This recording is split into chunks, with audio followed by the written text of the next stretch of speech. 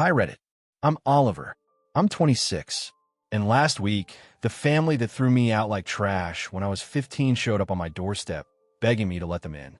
Not metaphorically, I mean literally. Luggage in hand, looking like stray dogs. You think you've seen nerve? Buckle up. Let me take you back. I wasn't a golden child. Let's get that clear. I wasn't out dealing or burning stuff down, but yeah, I had a mouth, skipped school sometimes, got caught sneaking out. Nothing that extreme, but my stepdad acted like I was the devil. My mom just followed his lead. And my stepsister? She made it her mission to push every button I had, then run to them crying when I snapped. At 15, they hit their breaking point. But let's be honest, they were looking for a reason. One night, after an argument, my stepdad told me to get out. Not cool off, not go for a walk. I mean out, permanently. My mom stood there, said nothing, then added, "You need to learn what happens when you don't respect rules." I packed a backpack, one change of clothes, no money, no phone. They didn't even ask where I'd go. They just shut the door behind me. I slept behind a gas station the first night. Second night, I found a half-abandoned building behind a strip mall. Then eventually, I found a rundown warehouse with broken windows and barely any roof, but at least it had walls. I started working odd jobs, cleaning, lifting, running deliveries. Cash under the table. I'd sleep on piles of old boxes and stack crates around myself to keep the wind off. I got sick a lot, ate from dumpsters a few times, but I learned. Fast. 5 years I survived like that. Alone. No one came looking. No calls. No come home. I wasn't a runaway. I was dumped and forgotten. Then things started to turn. One of the warehouse managers offered me a steady job. He didn't care about paperwork. He cared that I showed up on time and worked hard. I saved, ate right, got a room in a sketchy motel, then an apartment, got certified in basic welding, then plumbing. And this year, I bought a house. Not a palace, but mine. All mine. Full kitchen, water that runs hot, real bed, clean floors. I even met someone. Leah, kind, tough, smart, works in the city, moved in last month. She knows everything. Still stayed. And then, last week, I opened the door and saw 3 people I hadn't heard from in over 10 years. My mom, my stepdad, my stepsister. No calls, no apologies. Just, hey, we lost our house in a fire. We need a place to stay for a while. I didn't say anything at first, just stared, because you, dear reader, might think this is the part where I forgave them. You might believe I welcomed them in. I used to think I would too. You have no idea how wrong I was. I stood in the doorway, arms crossed, blocking the entrance. My mom looked older, more tired, but not sorry. My stepdad had the same cold eyes, I remembered, the ones that never looked at me, just through. "We just need a roof for a bit," my mom said, "just until insurance sorts things out." I didn't move. "You remember the last time I asked for a roof?" She blinked. "That was a long time ago. 15. You kicked me out at 15. My stepdad cut in. You were out of control. You were a grown man yelling at a teenager for forgetting to take out the trash." I snapped. "You called the cops because I came home 10 minutes late." He raised his hands. "Look, I'm not here to rehash the past." "Good," I said, "because the past is still fresh for me." My mom sighed. "We made mistakes, Oliver, but this isn't the time to dwell. We're family." "No, you're family with each other. I was never more than a problem for you." I saw it hit her just for a second. She started to speak, but I cut her off. "I lived in a warehouse," I said.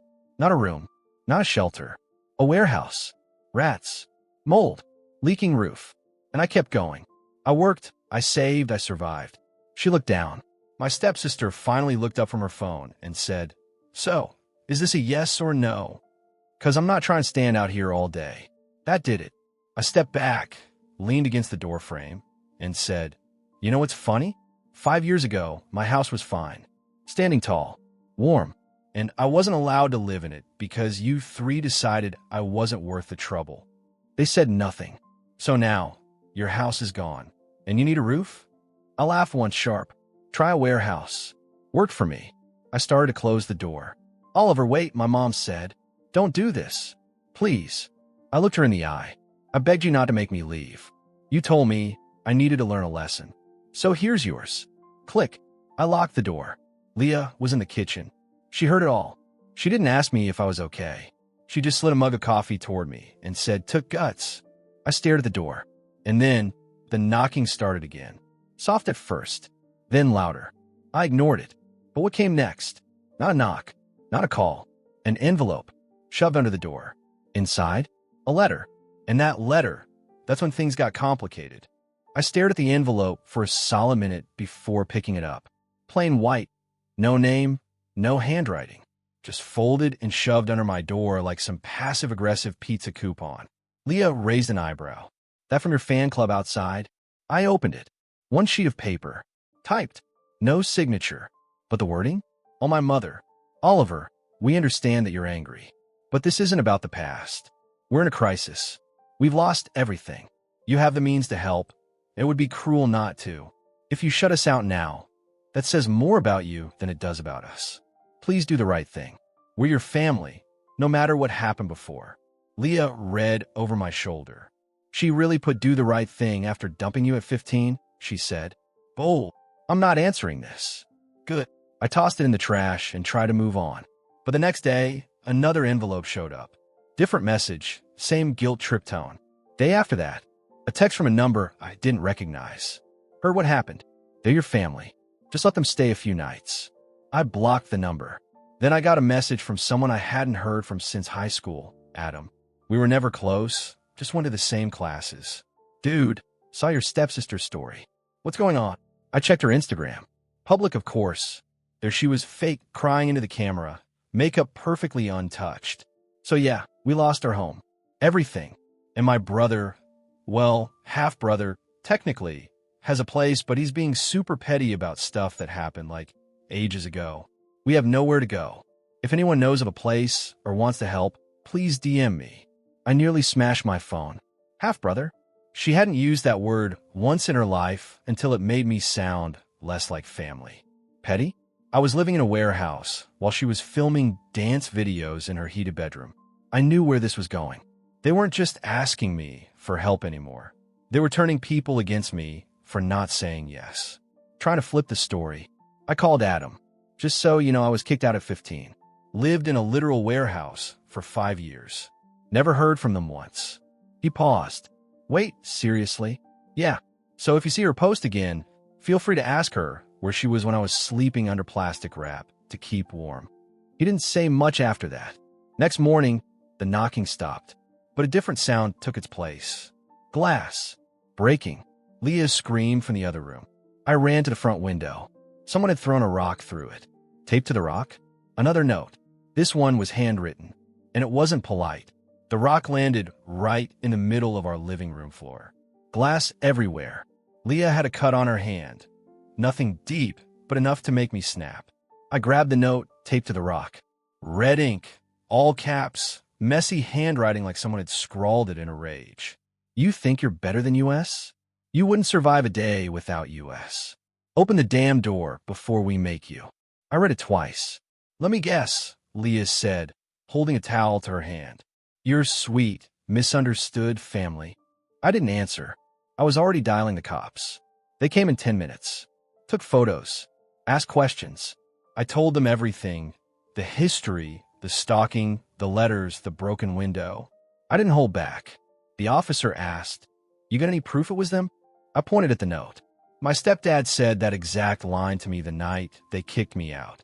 Word for word. The cop nodded, jotted something down. "We'll file a report, but without video or witnesses, it's tough. Still, if they come near the property again, call us." "You want a restraining order?" "Yes." He handed me a card, told me where to start the process. After they left, Leah and I sat in silence. The broken window covered with a trash bag and duct tape for the night. "I'm not letting them ruin this place," I said. She nodded. "I know, but it didn't stop." Next day, my boss pulls me into his office. "Hey, Oliver, this is awkward, but I got an email. No name, but claimed you were unstable. Said you had a history of violence. Threatened your family. Attached a photo of a broken window." My blood ran cold. "She's trying to get me fired," I said. He held up a hand. "I don't believe it. I know you, but need to let HR know, just in case. I trust you'll handle this." I nodded, jaw tight. An hour later, Leah called me. "They posted your mugshot. What? The one for when you got picked up at 17 for trespassing. Remember? When you were living behind the mall? I felt sick. She sent me the link. My stepsister had posted it with a caption. This is who we're dealing with.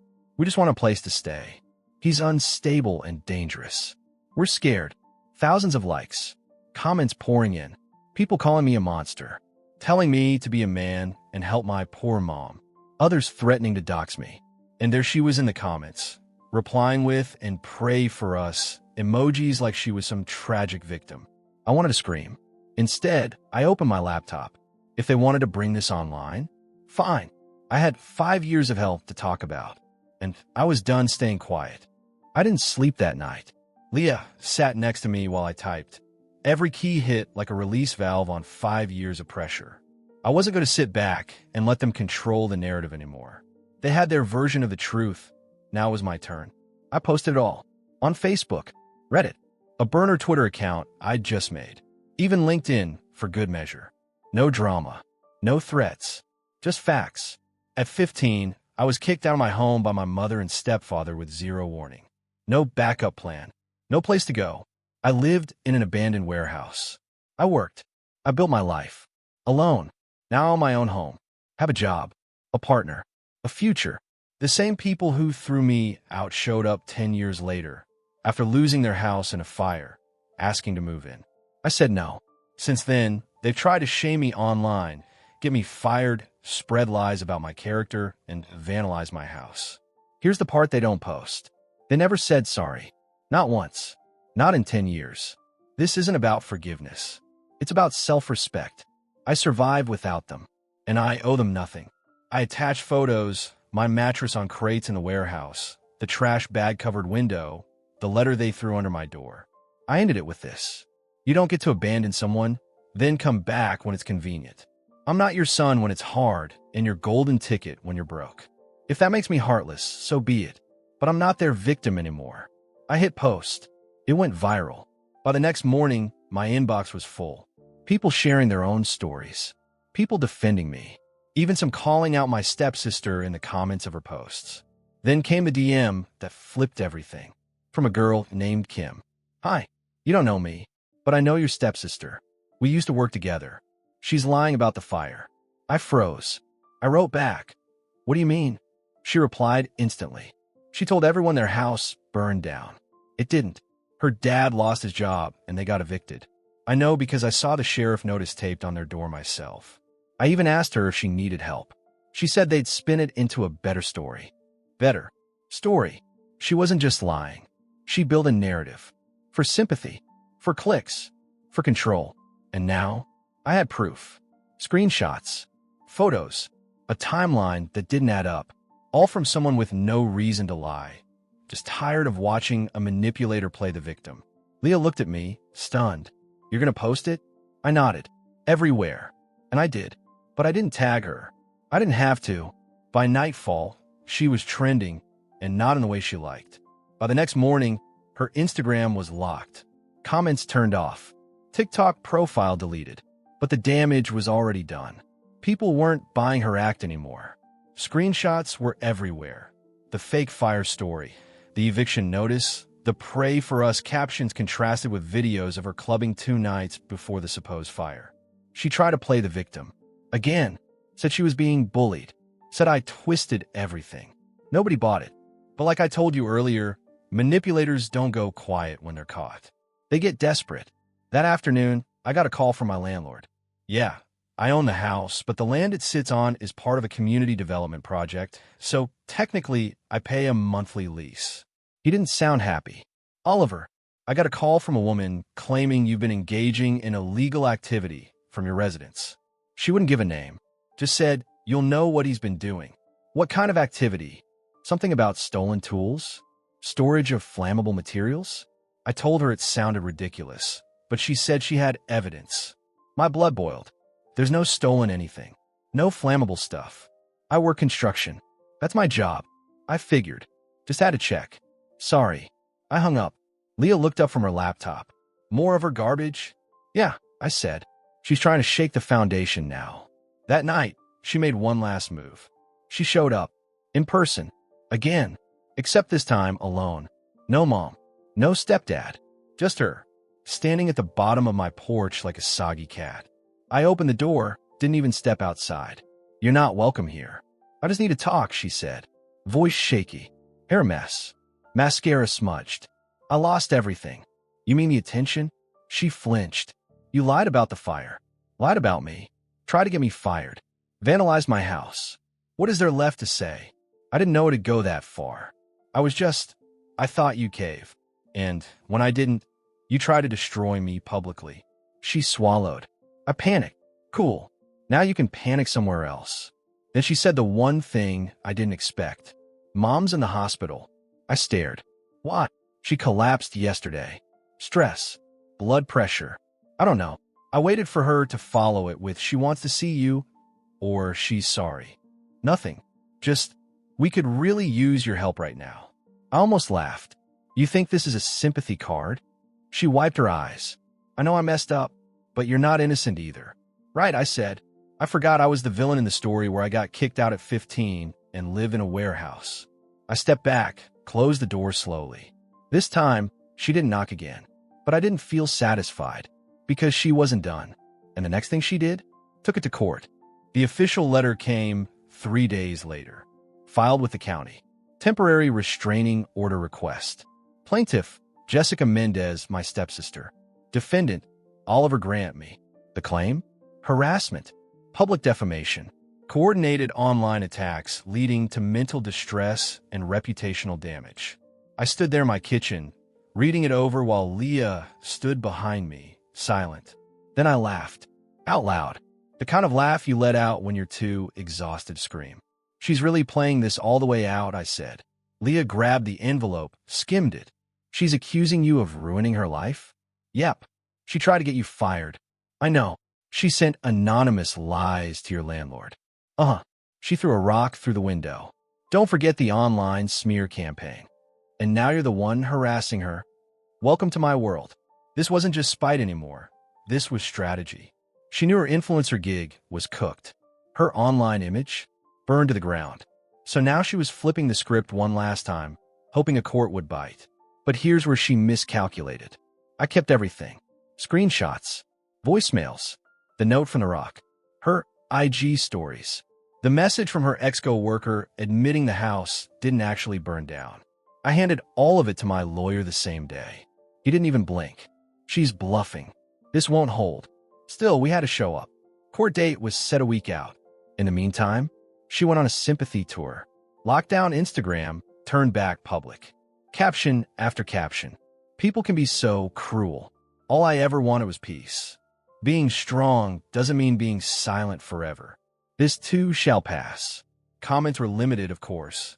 Only the loyal ones left. You're amazing. Don't let the hate win. He'll get what's coming. I wasn't going to respond. I wanted the courtroom to be the last word. Then Nathan, my stepdad, called. I hadn't heard his voice in over 8 years. Oliver, he said, you need to drop this. I nearly dropped the phone. Drop what? Your daughter's bogus claim? You're dragging this out. She's not well. You made your point. Enough's enough. You kicked me out at 15 and never looked back. And now I'm the one dragging it out? She made mistakes. We all did. But what kind of man keeps going after his own family? I didn't answer, because if I did, I'd say something I couldn't take back. I hung up. A few hours later, my lawyer called. She's switching up her claim, he said. Now she's saying you intimidated her by posting personal photos and encouraging your followers to attack her. She posted those herself, I said.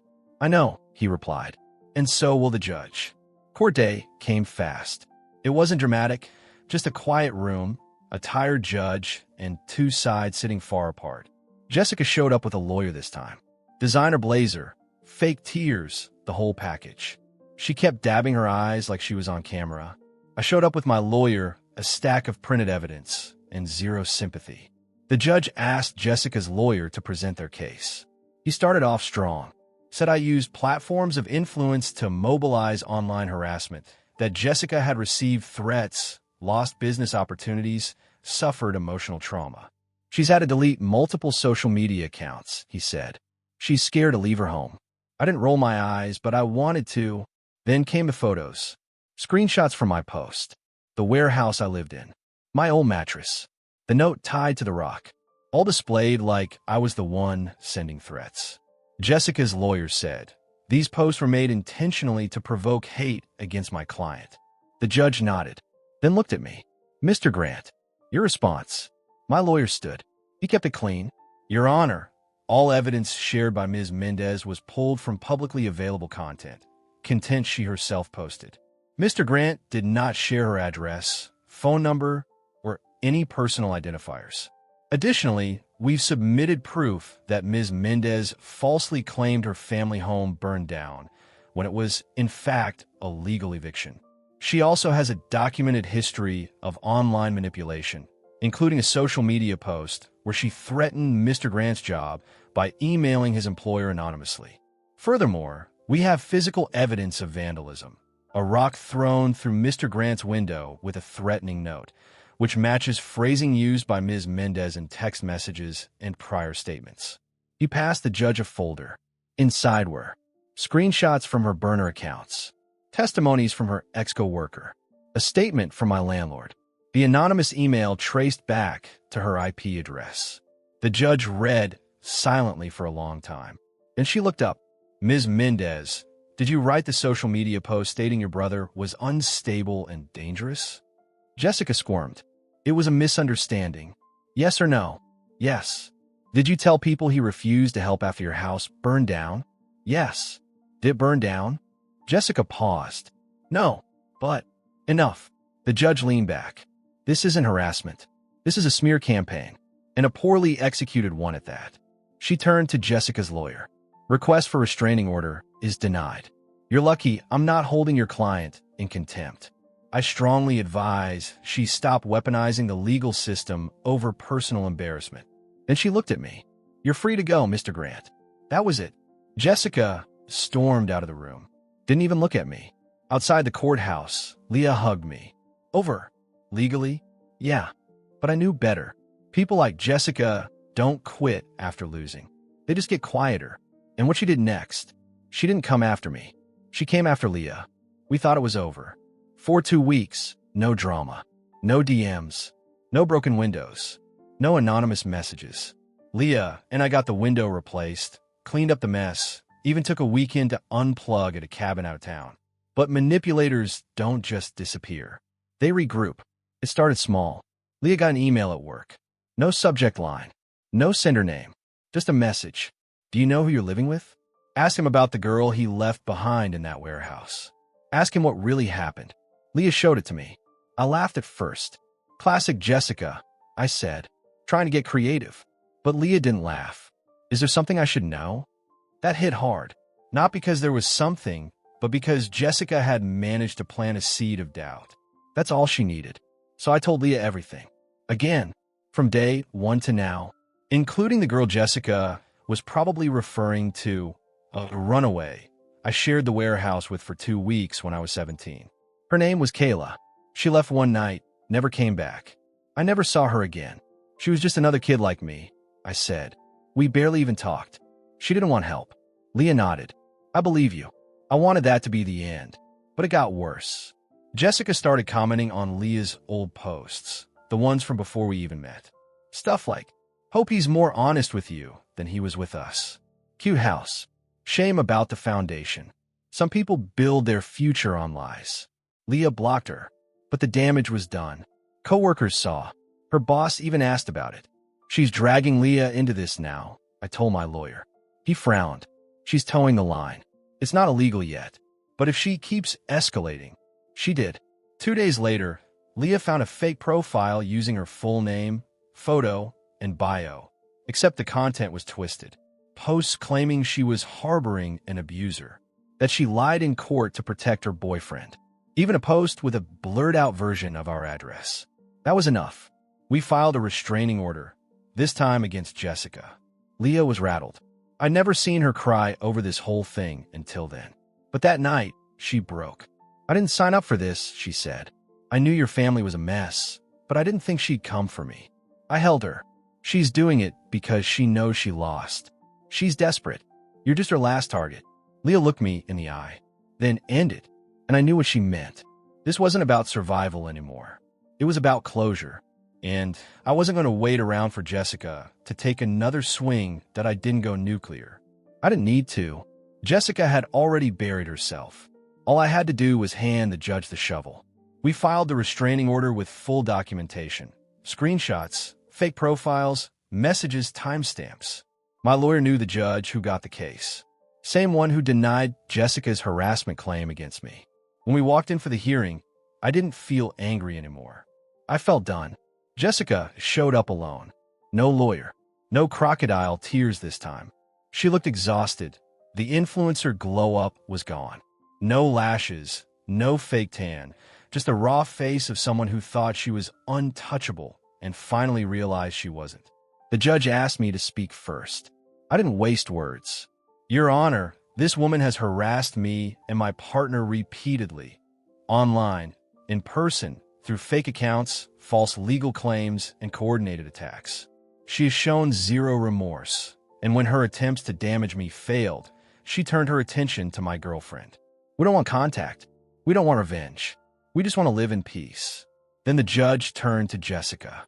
She didn't say a word.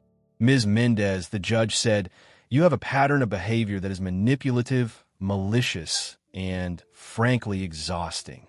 The fact that I'm seeing your name in my courtroom again tells me everything I need to know."